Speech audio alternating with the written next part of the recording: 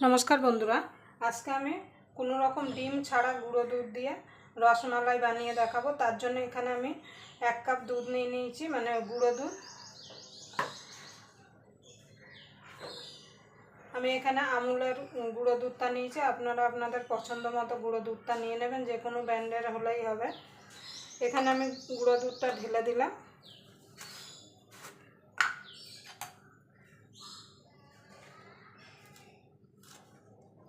एबार दिए देव baking powder half चामचेर थेके एकटुखानि बेशी। बेकिंग सोडा एखाने देবেন ना, बेकिंग पाउडारই किन्तु दिते होबे।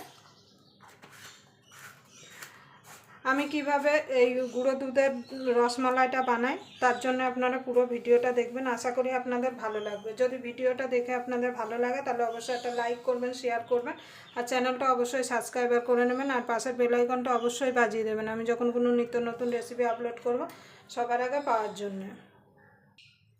এবার ওই চামচেরই দিয়ে দেব ঘি 1.5 চামচ।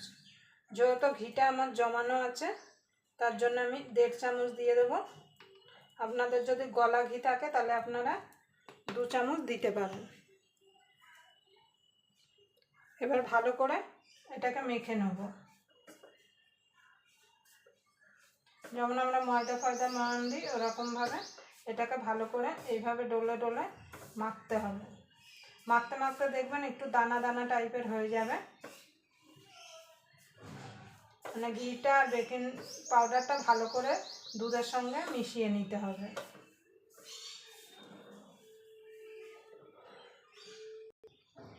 দেখুন বন্ধুরা এখানে ভালো করে আমি মেখে নিয়েছি। এখানে আমি আগের থেকে দুধ জাল দিয়ে রেখেছিলাম, সেই দুধ দিয়ে অল্প অল্প করে দুধ দেবো আর একটা চ্যাটচ্যাটে ডো বানিয়ে নেব। একসঙ্গে দুধ দিয়ে দেবেন না, এইভাবে অল্প অল্প করে দুধ দিতে থাকবো আর একটা চ্যাটচ্যাটে ডো তৈরি করে নেব। দেখুন বন্ধুরা একটা চিটচিটে ডো করে মেখে নিয়েছি। দেখুন হাতে লেগে যাচ্ছে, কিন্তু এটাকে আমি কিছুক্ষণের জন্য মিনিট 5 জন্য ঢাকা দিয়ে রেখে দেবো। ততক্ষণে আমি দুধটা এদিকে গরম বসিয়ে দেবো। দেখুন বন্ধুরা এখানে আমি একটা ফ্রাই প্যান নিয়ে নিয়েছি। এবার এখানে আমি দুধ জাল দিয়ে রেখেছিলাম আগের থেকে, সেটা দিয়ে দেবো।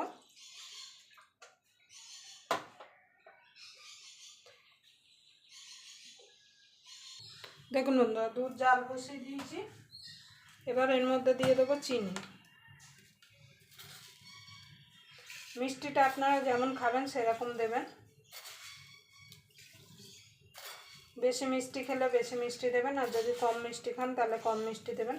আমরা যেহেতু একটু মিষ্টিটা বেশি খাই বলে আমরা চিনিটা একটু বেশি দেবো। এবার এটাকে আমি জাল দিয়ে নেব।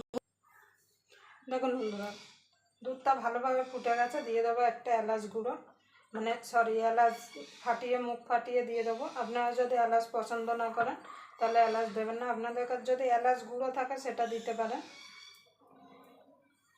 এবার এখানে ডোটা দেখুন শক্ত হয়ে গেছে আর হাতে লাগছে না। এবার একটু একটু নেব, নিয়ে আপনাদের পছন্দ মতো আপনারা শেপ দিয়ে নিতে পারেন। আমি একটু এরকম লম্বা লম্বা শেপ দেবো।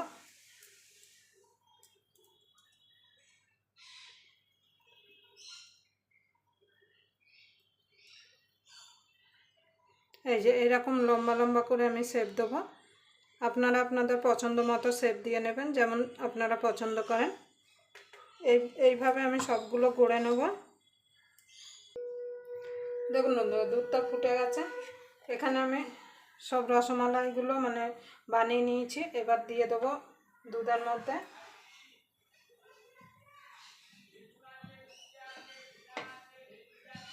এইভাবে সবগুলো দিয়ে দেবো। দেখুন বন্ধুরা সবগুলো দিয়ে দিয়েছি। এটাকে মিনিট 3 এইভাবে ফুটিয়ে নিলে হবে, বেশি ফোটানোর দরকার নেই।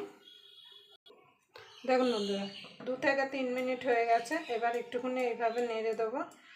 এখন খুন্তি লাগাবেন না, এই যে এইভাবে একটুখানি ধরে নাড়িয়ে দিলেই হবে, তাহলে উপরেরটা নিচে চলে যাবে, নিচেরটা উপরে চলে আসবে। দেখুন বন্ধুরা 2 থেকে 3 মিনিট হয়ে গেছে। এবার আমি নিভিয়ে এটাকে ঢাকা দিয়ে রেখে দেবো মিনিট খানিকের জন্য। তারপর আপনাদের দেখাচ্ছি কেমন হলো। দেখুন বন্ধুরা কত সুন্দর লাগছে দেখতে। দেখুন একটা আমি আপনাদের দেখাচ্ছি।